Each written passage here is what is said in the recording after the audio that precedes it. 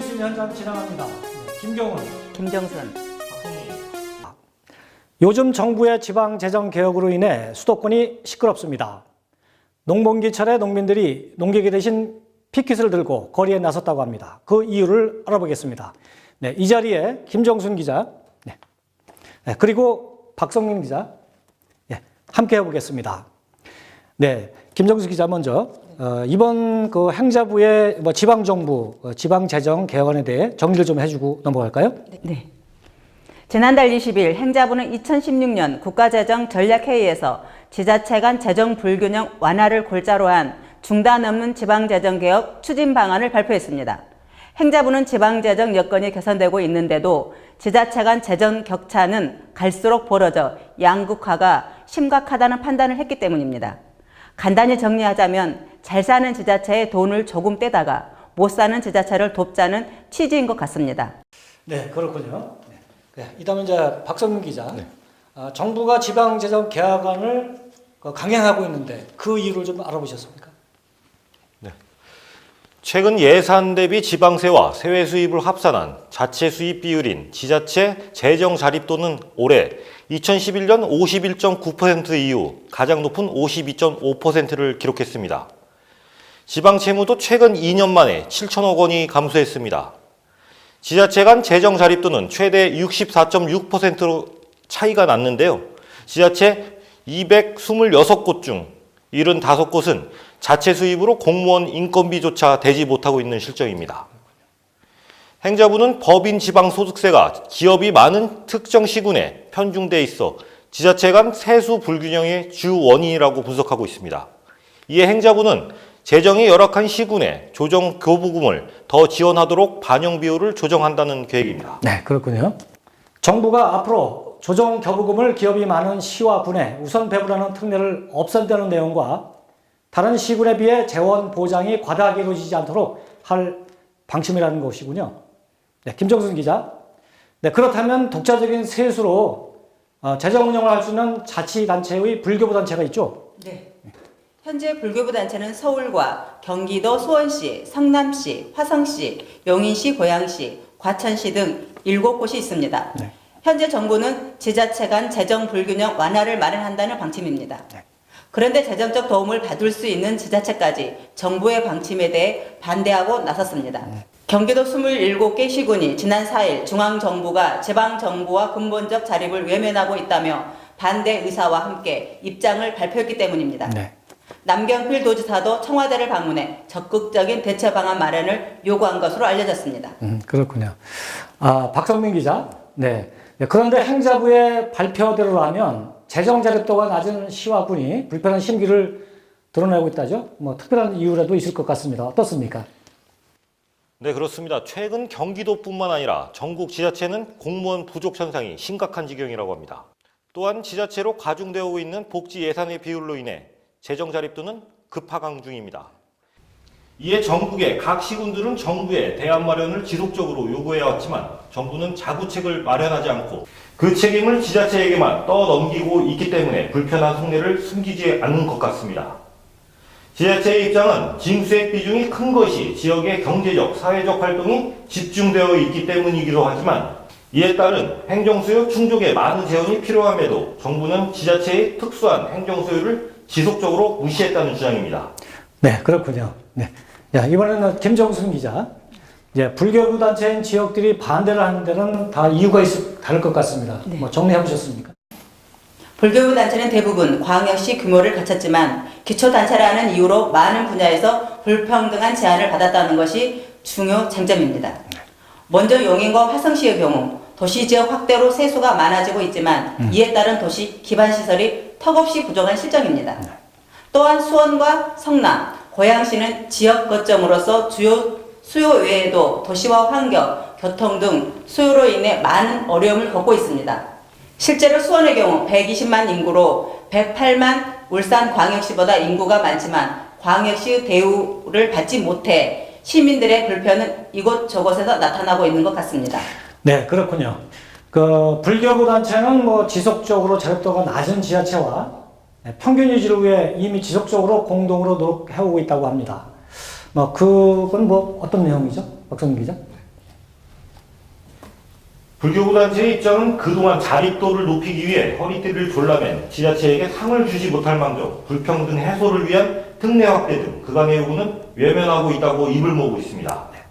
재정 형편을 빌미로 한 조정교부금 배분 기준 변경 시도는 이율 배반적인 형태라며 집단 반발하고 있습니다. 결론적으로 완전한 재정 자립도는 100%를 넘어야 이루어지는 것이며 50%를 겨우 넘은 것을 빌미로 지방재정 개혁을 운운하는 것은 문제가 있다는 주장입니다. 네. 네, 행안부가 발표한 지방재정제도 개편 내용에서 조정교부금 배분 기준을 변경할 경우에 금액이 얼마나 차이가 나는지 알아보셨습니까? 네. 네, 김정순 기자. 우선 고양시와 성남, 용인, 화성, 과천, 수원 등 불교부 단체는 2015년 결산 기준으로 감소 총액이 5,262억 원입니다. 변경안을 보면 기존 불교부 단체 우선 배분을 기여액 90%였던 것을 폐지한다는 내용이 있습니다.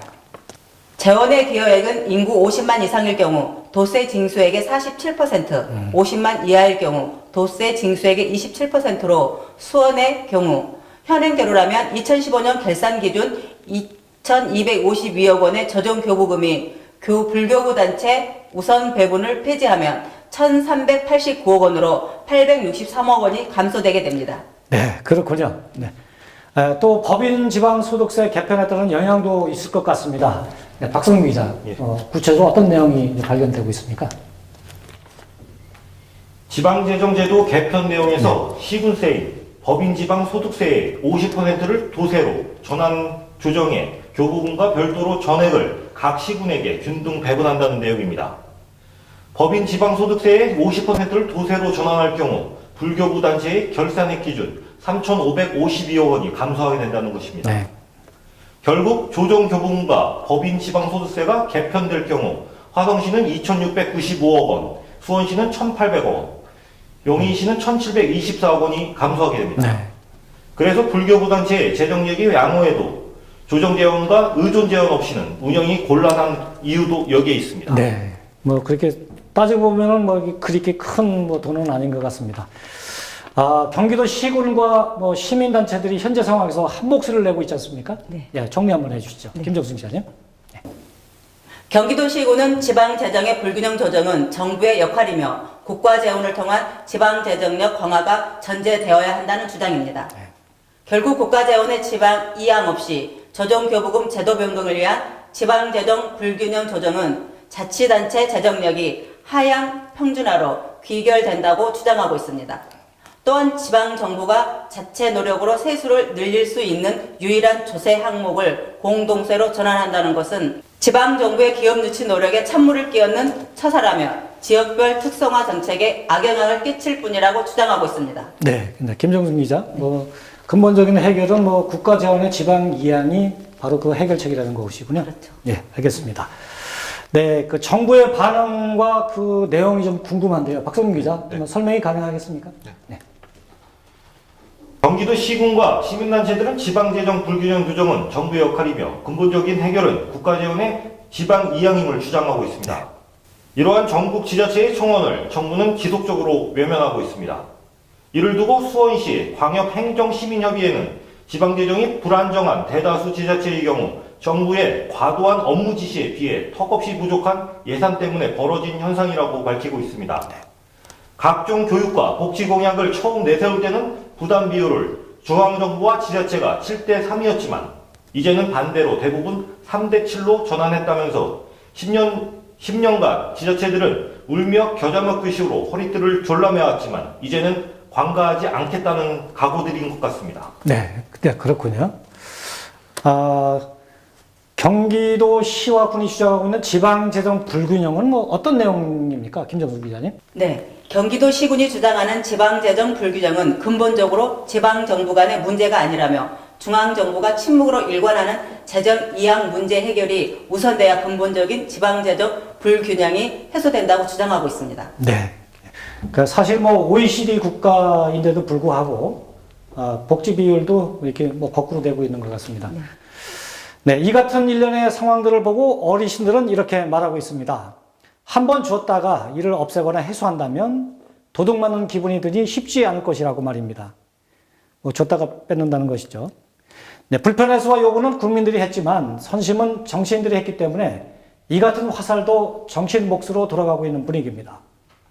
지방자치제를 운영하고 있는 중앙정부 입장에서는 당근과 채찍도 필요할 것입니다. 하지만 주는 당근도 마다하겠다는 이유를 간과해서는 안 될 것 같습니다. 좀 더 살아깊은 논의와 소통이 필요하고 숙련된 리더십이 필요한 시점입니다.